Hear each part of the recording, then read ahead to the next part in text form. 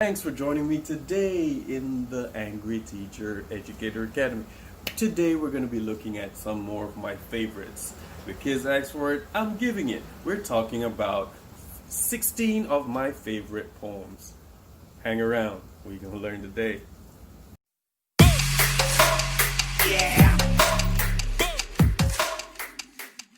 It is a beautiful day outside. It's raining, and everybody knows I love rain. But in any case, actually, there's a hurricane coming. But I love the rain. I love hearing the sound. I love the smell. It's just crazy. But in any case, today we're not here to talk about the rain. We're here to talk about my favorite poems. So let's get into it. Sure, like, comment, subscribe, and ring the bell for the next Angry Teacher video release. It's gonna be dope. So the first one is the one that we start the year off with every year, and it is Ralph Waldo Emerson's What is Success? Yes, sir, that sets the kids up for success. It has them thinking about how they have viewed success over the years and if they're right or wrong, because it begs the question, do we need material things and wealth to be successful? How can a simple child be successful? Check it out. It's the coolest poem ever. It's short. They get into it. They love it. And I love teaching it. Number 2, E.E. Cummings is Oh Sweet Spontaneous. Now, everybody knows E.E. Cummings is not about the rules at all. He does his own grammar stuff. He does his own punctuation and stuff. And he gets away with it. But this poem is really cool because it talks about the earth and nature bouncing back. He pokes fun, he throws shade at the scientists, religious people, and everyone. And he talks about how strong the earth is, how much it bounces back no matter what we do to it. Coolest poem, check it out. Martin Niemöller's First They Came, or First They Came For, however you find it on the internet when you search. This is the poem that talks about not doing something even though you know something, even though you see something. Literally it plays into what John Lewis was saying about when you see something, then you need to say something, you must do something, because that's what this poem is about. This was written in 1946, but some of the same tenets are still around today. Because a battle is not yours, you don't want to do anything. But then when it's time for your battle to be fought, no one's there to fight with you because you did not do anything for anyone else. Check it out. I love this poem. I'm going to be teaching it a lot more this year because of, 2020. So I'm excited to see where this goes. Now, poems 4 and 5 are paired together because they're written by the same guy, Lee Young Lee. Eating Alone and Eating Together. The first one is Eating Alone. This is a poem about a young man who comes to terms with the fact, or the speaker rather, comes to terms with the fact that his father has passed. And this is how he's remembering, having flashbacks about what happened and where he kind of saw his dad, but he wasn't sure. And then he went inside and then kind of thought about his dad. Coolest thing, and everybody knows my situation a couple of years back when I lost my dad, so this poem was kind of like there for me. All right, it was beautifully and colorfully written. Check it out. Now, it's also paired with Eating Together. This is a poem about change, about how mom became the head of the household and the family has to move on even though dad has passed on. Ironically, at the end though, it talks about how dad is moving on. He's passed on, he's died, but he's gone on with the ancestors, with his heritage. It was the coolest poem to teach, and it's always a good poem to read. Check it out, both of them. Galway Kinnell's After Making Love We Hear Footsteps. Calm down, guys. That's not what it's about. It's literally about the love of a family. The coolest thing, the kids get into it. I love the contrasts that he uses. It's about 21 lines, I believe. He talks, light, dark, movement, lack of movement. Very good poem. Very good poem. Check it out. Galway Kinnell's After We Make Love. No, that's not what it's called.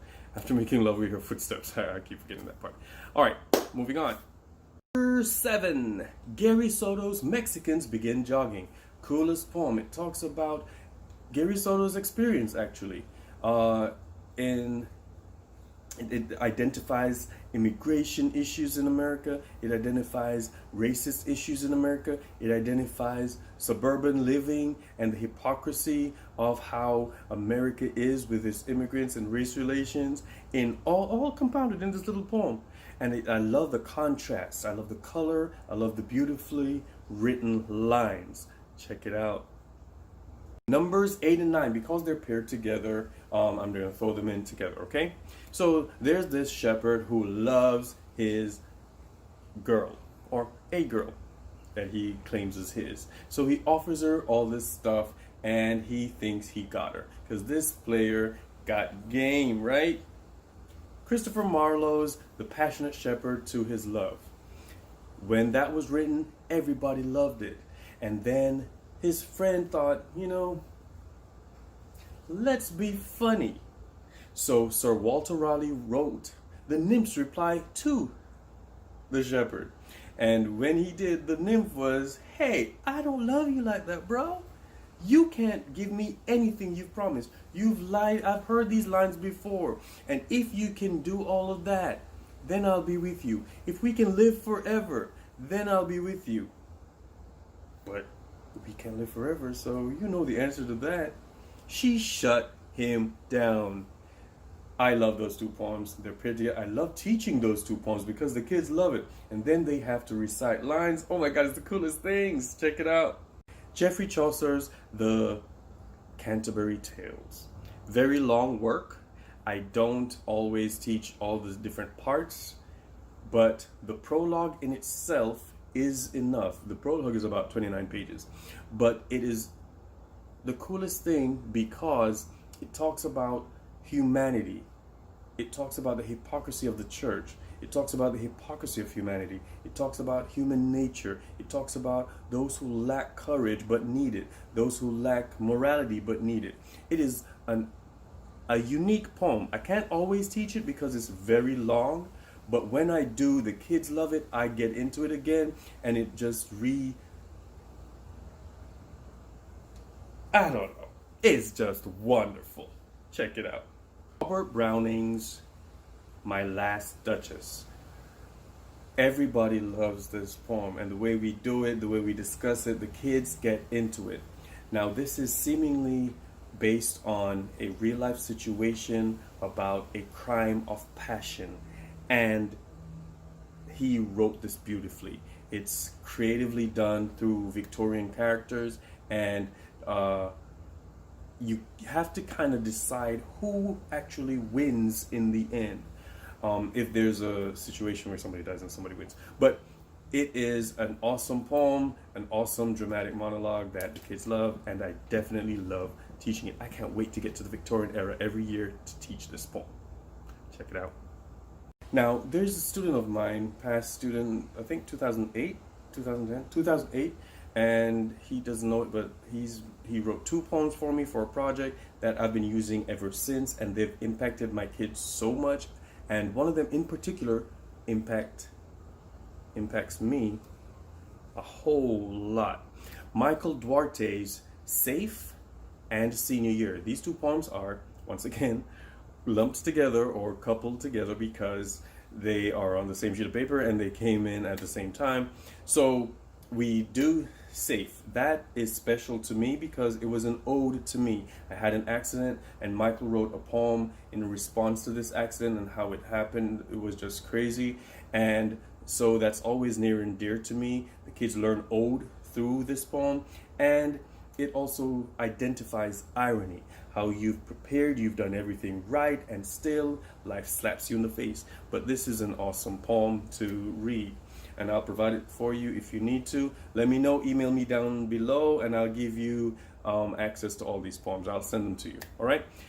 It's also paired with Senior Year, appropriately named because I teach seniors, and so when we go over this poem, they love it because every item in this poem relates to one child at some point in their high school career. So the kids love it, they get into it because it's relatable. It's a part of them. They are a part of the poem. And Michael wrote it 2008, didn't even know it. All right, love it. Shout out, Mikey. Love you, kid. Now we have a whole lot of poems, and obviously I'm going to have to give another my favorites poetry list or video, but this is one of those that's from the Romantics time period. The kids get a huge packet and we break down every poem, and we, do a whole lot of stuff with these poems. But one that stands out to me every year because the kids love it every year and they talk about it every year: A Poison Tree by William Blake. It talks about our humanity and how all of us have a little evil side to us, no matter how much we think we're better than we are. Okay, and it's a man versus self versus man. Cool poem, awesome work, beautifully written. The kids love the artistry of, you don't know what the fruit is from this poison tree, and are you bearing the fruit? Did the fruit kill the neighbor, or the person killed the neighbor? I don't know. The kids love it. We talk about it. We break it down. Coolest poem ever. Check it out. Adrienne Rich's Rape. This is about the vulnerability of man, the hypocrisy of life, the hypocrisy of society, the hypocrisy of humanity. This poem discusses the sordid state of our society, how someone who is supposed to be protecting us actually is the one damaging us. That's some scary stuff. So it's about, I'm not sure, maybe 25 to 30 lines about a woman who was abused by a system, the criminal justice system, and she doesn't know if she should trust them anymore. It's a very deep poem, and it has you question some stuff, but cool poem to read. I love to teach it because the kids, and I usually do it at the end of the year, so the kids kind of start thinking for themselves and start to realize, whoa, I'm going out in a society just like this. Okay? Oh, and I forgot number 16. I forgot number 16. Number 16 is, whoa, Ozymandias. This is from the Romantics time period by Percy Shelley. I love this poem because it talks about how leaders think that they're all that and they're infallible and nothing can happen to them and they're gonna be there for years until they're not. And then after years, you're just like covered up with sand. Nobody notices you. You're gone until the next leader comes along. This tells us to be humble. It tells us to really appreciate what we are. It has 3 different voices in this poem. This is the coolest thing. It was beautifully written, and it is something that you guys should check out. Thanks for coming to class today. My kids, my dope kids, are in the teacher's lounge. Check it out.